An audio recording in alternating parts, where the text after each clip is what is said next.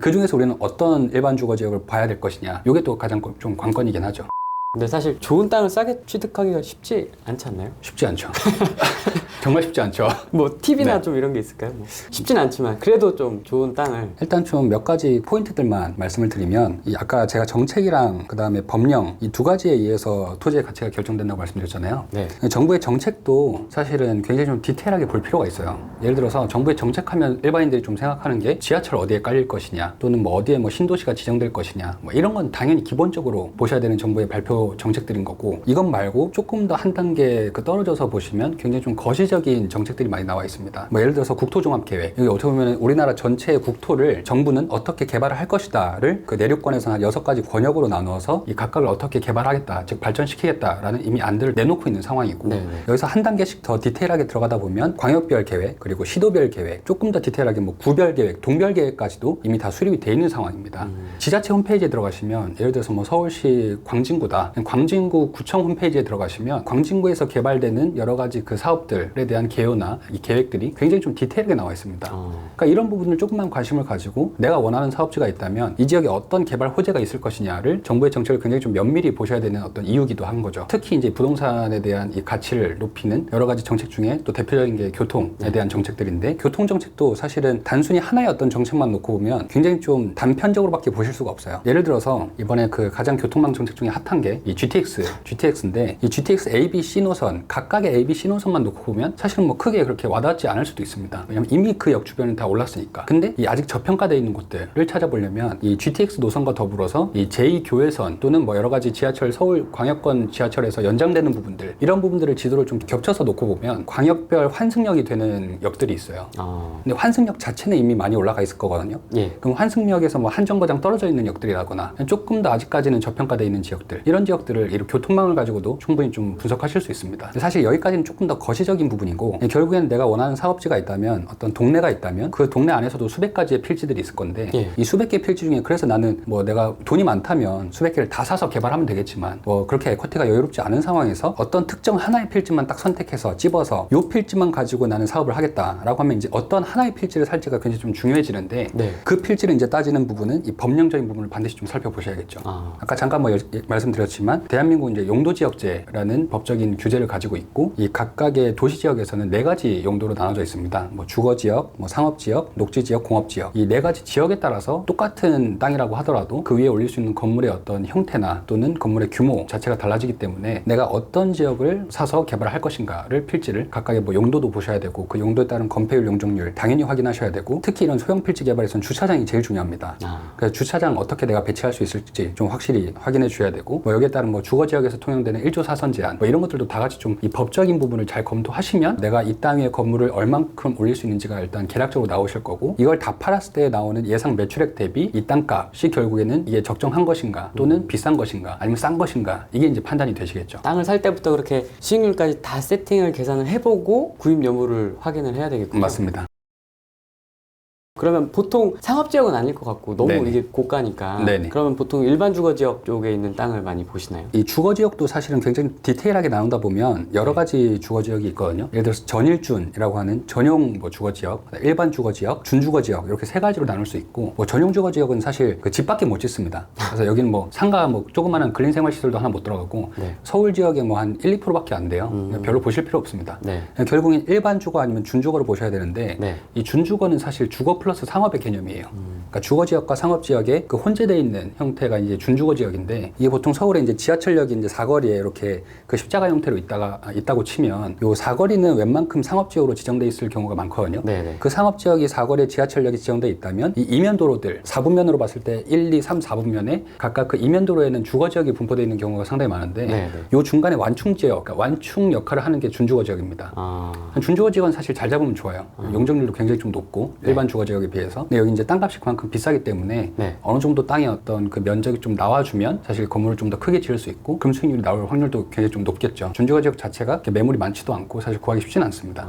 결국에는 이제 우리는 사업을 하기 위해서 일반 주거지역을 보셔야 되는데, 이 일반 주거지역에서도 1종 일반, 2종 일반, 3종 일반 이렇게 나눠져요. 그 중에서 우리는 어떤 일반 주거지역을 봐야 될 것이냐, 이게 또 가장 좀 관건이긴 하죠. 어떤 걸 봐야 됩니까? 결론부터 말씀드리면 2종 일반 주거지역, 서울 기준으로 2종 일반 주거지역을 보시는 게 가장 좀 좋습니다. 이유는요? 이게 그 1, 2, 3종 일반 주거 지역을 그 가르는 기준이 네. 그냥 쉽게 생각하시면 그 건물의 높이라고 생각하시면 돼요. 그래서 1종 일반 주거 지역은 뭐 건물 높이가 뭐 한 3, 4층 규모, 그러니까 4층 이하, 5층 미만, 네. 뭐 이 정도 이렇게 저층부 건물들이 1종 일반에 많이 소속돼 있고, 이 중층 규모 한 7층 이하 정도, 여기가 이제 2종 일반에 많이 분포가 돼 있습니다. 그리고 이제 15층 이상 넘어가는 고층 건물들은 다 3종 일반, 이렇게 이제 분포가 돼 있는데, 이걸 이제 나누는 기준은 건폐율과 용적률이에요. 건폐율, 용적률을 그 가르는 기준이 각 시군구 그 지자체 조례로 확정이 돼 있어요. 전체 건축법에서는 어느 정도 레인지만 설정이 돼 있고, 이 서울시나 뭐 부산시나 예를 들어서 인천시에 대한 건폐율, 용적률이 각각 용도 지역마다 다 다릅니다. 그래서 이런 디테일은 사실 굉장히 그 지자체 조례를 반드시 좀 참고를 하셔야 되는데, 제가 아까 2종 일반이라고 말씀드린 이유는 그 서울시 기준으로 건폐율 60%에 용적률 150%, 그다음에 2종 일반은 건폐율 60%에 용적률 200%, 3종 일반은 건폐율 50%에 용적률 250%. 아, 건폐율이 그러니까 줄어드는군요. 1종, 2종은 건폐율이 60%인데 이 3종이 건폐율 50%로 줄어들어요. 용적률을 생각해 보시면 1종 일반 150%, 2종 일반 200%, 3종 일반 250%입니다. 그럼 상식적으로 건물의 부피를 더 쌓을 수 있으니까 50%나 50%를 더 쌓을 수 있으면 3종 일반을 사야 되는 거 아니냐라고 이렇게 생각하실 수 있는데, 여기는 이제 건폐율, 용적률에 대한 그 용도 지역의 법적인 규제만 살펴본 거고, 이 전체적인 건축법을 다 같이 살펴보셔야겠죠. 그 중에서 이제 이 건폐율이 유리하다고 말씀드리는 게 주거 지역에서 통용되는 정부 1조 사선 제한이라는 규제 때문입니다. 이 정부 1조 사선 제한 규제가 뭐냐라고 하면, 주거 지역은 사실 말 그대로 이 사람이 살라고 만들어 놓은 용도인데, 사람이 살려면 여러 가지 것들이 필요하겠죠. 그 중에 하나가 좀 중요한 게 이 햇빛, 결국에는 얼마나 이 일조권을 확보할 것이냐가 이 주거 지역에서 가장 중요한 이슈 중에 하나인데, 예를 들어서 이 건물을 그냥 주거 지역에 다닥다닥 붙여서 짓게 되면 햇빛이 남쪽에서 들어오거든요. 아파트 어떤 향 좋아하세요? 남양이요. 남향. 네. 왜 남향 좋아하세요? 햇빛이 일단 잘 오랫동안 햇빛이 뭐 여름에는 좀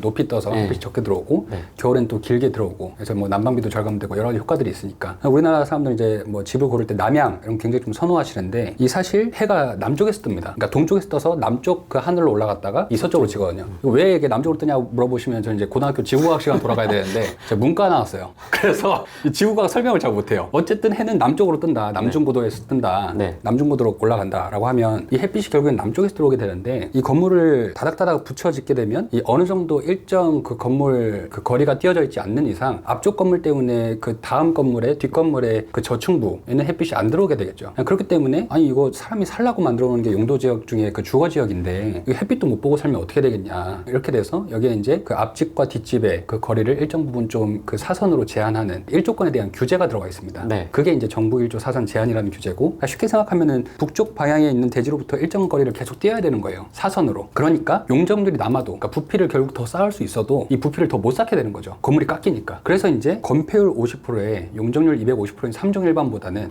또 3종 일반이 또 비싸거든요. 1, 2, 3종으로 갈수록 땅값은 더 올라갑니다, 일반적으로. 그렇기 때문에 땅값은 오히려 좀 저렴하지만 이 건폐율, 즉 넓이를 일단 1층에서 많이 확보할 수 있고, 이 4층 이상 올라갔을 때 이 건물이 많이 안 깎일 수 있는, 어차피 용적률 다 못 찾으니까 차라리 2종 일반이 낫다. 이게 이제 사실 소형주택 개발의 핵심이죠. 그래서 2종 일반을 해야 된다. 그래서 보통은 2종 일반을 보는 게 일반적이다. 땅 하나 보는 것도 쉽지 않군요. 사실 땅 구하는 게 제일 어려워요. 너무 어려워요.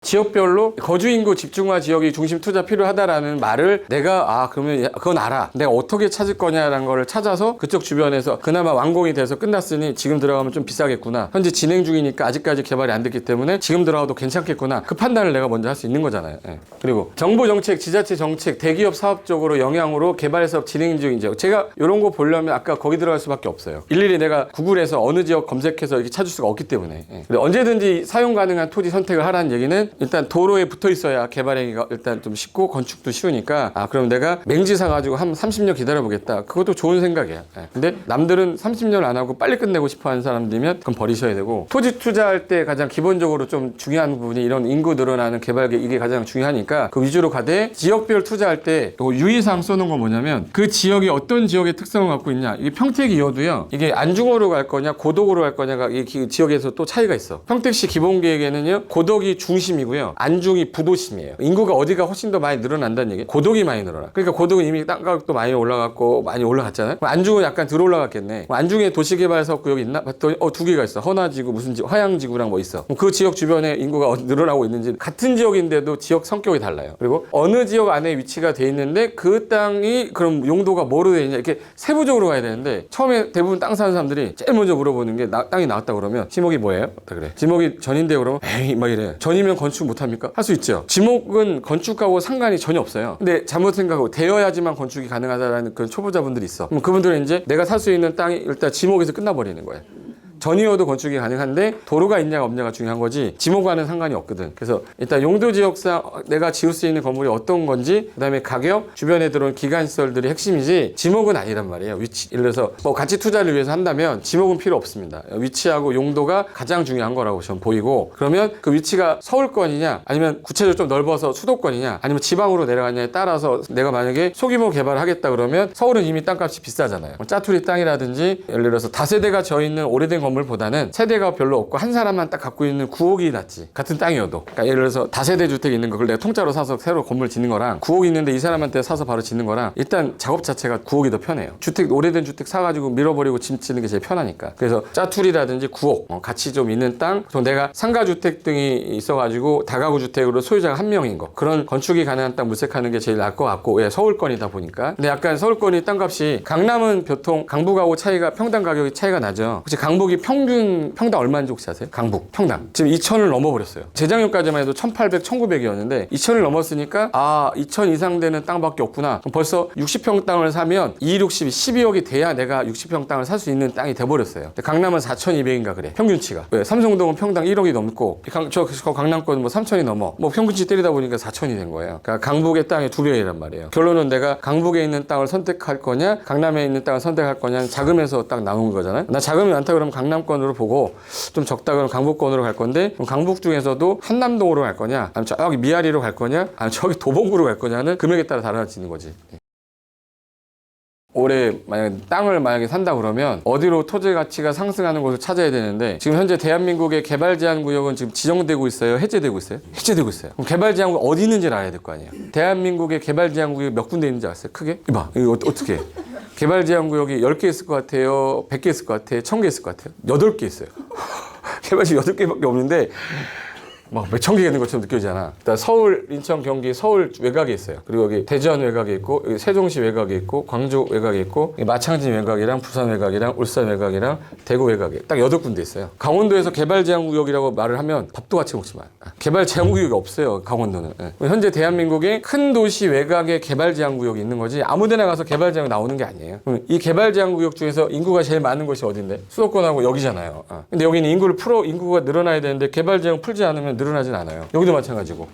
세종시는 어쩔 수 없이 너무나 난개발 심할까봐 이런 지역이 지금 현재 어딘가가 풀리고 있느냐, 거기 풀리게 되면 어떻게 된 거냐, 풀리기 위한 요건이 뭐냐, 그런 거에 대해서 관심 가져야 되고. 농업진흥지역 우리나라 지금 지정되고 있어요? 해제되고 있어요? 해제되고 있어요. 우리 주식이 뭐예요 했더니 쌀이죠. 주식은 삼성이래 누가. 삼성 주식 갖고 계신 분이겠지. 쌀인데 지금 쌀을 먹어요? 쌀을 안 먹어요 요즘에? 안 먹어. 대체식이 나와가지고 1970년하고 80년대 요때랑 90년대에서 2000년대랑 2001년부터 2019년 현재 주식이 변화가 왔어요. 예. 치킨이 등장했고 삼겹살이 등장했고, 그리고 이제 다이어트 식품이 등장했고, 그러다 보니까 쌀을 먹으면 안 된다는 게 이미지가 됐잖아. 다이어트 하는 사람들이 쌀 먹으면 안 되잖아요. 탄수화물이니까 먹으면 안 된다고 그러면서. 쌀은 옛날처럼 똑같이 재배해서 기술력은 좋아졌는데 소비가 안 늘어나니까 뭔가를 하려고 쌀 가지고 대체되는 걸 만들어내고 있고, 보관용 창고에 쌀이 썩어 남는데 여기서 쌀을 보관해야 되는 게 맞아요? 재배를 안 하는 게 맞아요? 재배를 안 하는 게 맞지. 적당하게 재배를 해야지. 그러면 이 농업진흥지역이 많으면 여기를 좀 해제하고 다른 걸로 돌려야 될 거 아니에요. 그러면 농업진흥지역이 제일 많은 지역이 어딘데? 평야지대니까 호남이잖아. 호남 지역에 농업진흥지역 해제 되게 많이 되고 있어요. 충청권도 많이 되고 있고. 왜? 여기가 평야지대니까. 평야지대 쪽은 서해안이네, 맞지? 그럼 이거 풀어서 뭐 할 건데? 산업단지 하겠다잖아. 이제 정부 정책하고 제가 하는 말이 맞잖아. 이제 네 말이 맞다 막 이러는데 괜찮아요. 어차피 나 다음 주 보고 나면 다시 볼 일 없잖아. 막 욕해도 상관없습니다. 그런데 알고 계시면 언젠가는 저 말이 맞구나. 여기 토지거래 허가구역이라고 돼 있는 게 지금 지정되고 있는 지역도 있어요. 3기 신도시는 다 토지거래 허가구역입니다. 해제되고 있는 지역은 기간을 3년 잡아놓고 뭐 추가로 재지정을 할 건지 안 할 건지 타당성 검토를 하기 때문에 얘는 지정했다가 당연히 해제되는 건데, 지정됐다고 나쁜 거냐? 아니에요. 토지에 대한 투기가 많아지니까 거래를 제한하는 거잖아. 이용을 제한하는 게 아니라 거래 제한하는 거기 때문에 토지 소유자 입장에서는 되게 좋은 거예요. 당신들은 이용하세요 하는데 거래만 현재 차단해 놓은 이유가 여기가 개발이 많을 거기 때문에 거래를 차단하겠습니다. 거래를 차단했다는 얘기는 내 땅이 조만간 올라간다는 뜻이잖아. 소유자 입장에서는 좋은 거예요, 이거 오히려.